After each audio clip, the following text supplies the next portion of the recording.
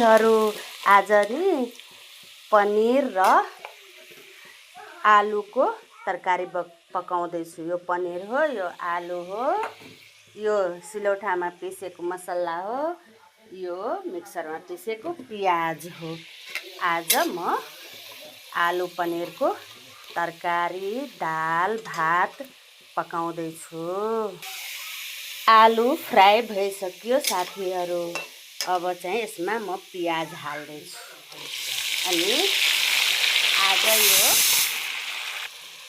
अनि प्याज हालिसकेपछि अब यसमा यो सिलौटामा पिसेको मसला, जिरा छ, खुर्सानी छ, अनि गरम मसला यति हालेको छु। अब सुक्खा मसला हाल्छु।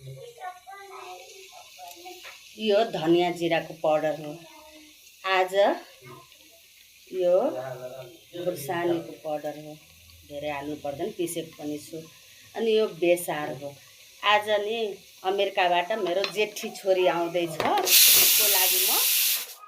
उसको लागि म आलु पनिरको तरकारी पकाउँदैछु साथीहरू। हेर्नु साथीहरू, मसला चाहिँ भुटिसकेछ आधी। अब यसमा म यो पनिर पनि हाल्दैछु।